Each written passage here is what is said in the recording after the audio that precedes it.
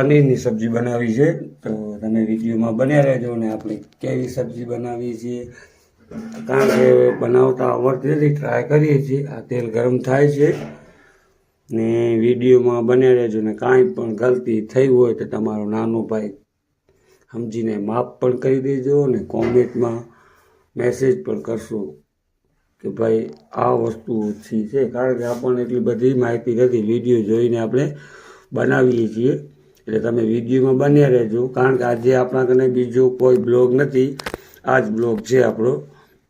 તો છે સુધી બન્યા રહેજો વિડીયોમાં. હાલો આપણે કરીએ તૈયારી ચાલુ. તેલ ગરમ થઈ ગયો છે લાગે છે. તો ગાઈસ તેલ ગરમ થઈ ગયું છે ને આપણે પનીર ફ્રાય કરવી છે. તેમાં જોઈ શકો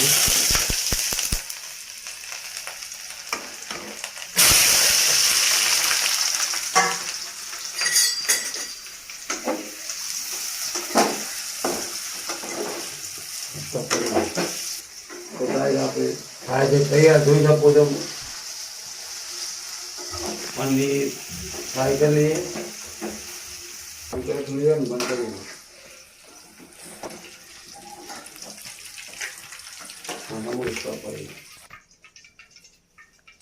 તો ગાઈસ આપણે હજી આ સાઈડમાં રાખવાનું, કારણ કે હજી મસાલો ફ્રાય કરવું છે આપણે.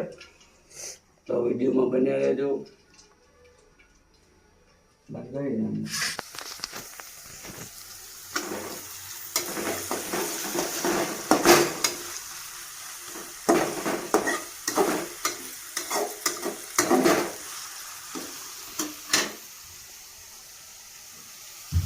ગાઈસ આપણે ડુંગળી ને એ બધું નાખી દીધું છે, ફ્રાય કરી દીધી. જોઈ શકો છો ડુંગળી પણ લાલ કરી નાખવાની આપણે. ડુંગળી, લસણ ને રાઈ, જીરો એ બધું કમ્પ્લીટ નાખી દીધું છે. તો હવે આપણે નાખવાના છે મરચાં નાખી દીધા ને ભેગા ભેગા આપણે ટમેટા નાખી દઈએ, કારણ કે થઈ જાય ગ્રેવી આપણી.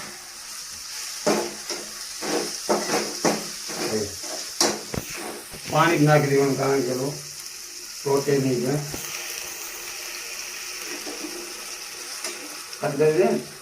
હવે પાણી જ નાખી દીધું, ટમેટા મરચું બધું આવી ગયું છે. હવે ઘડીક બંધ કરી નાખીએ, 10-15 મિનિટ રાખી બંધ કરી. મીઠું નાખવાનું છે, જોઈ શકો છો સ્વાદ અનુસાર.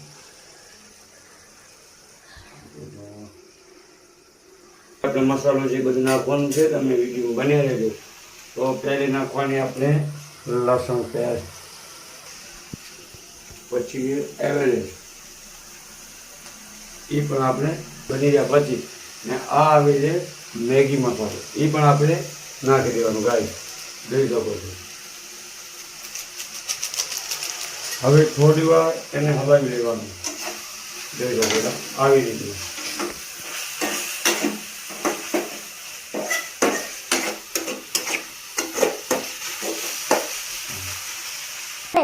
તો હવે આપણે નાખવાનું છે મીઠી સ્વાદ અનુસાર. તમારે જેટલો સ્વાદ આવે એટલો. બધા તીખી નહીં કરવાની. થોડી હળદર નાખવાની, તો જીરું નાખવાનું. ગાય આ જોઈ શકો છો તમે, હું બનાવું એવી રીતના જ બનાવજો. તો ગાય આપણે હવે નાખવાનું છે દહીં, કારણ કે ગ્રેવીમાં થઈ જાય છે. થોડીક દહીં નાખવાની.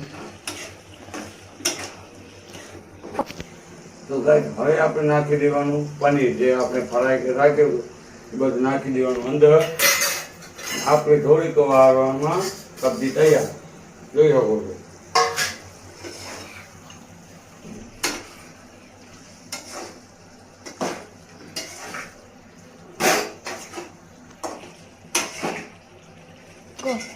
તો આવી રીતના આપણે થોડીક વાર પનીર બધું કમ્પ્લીટ થઈ ગયું છે. હવે થોડીક વાર 5-10 મિનિટ બંધ કરી રાખી દીધું.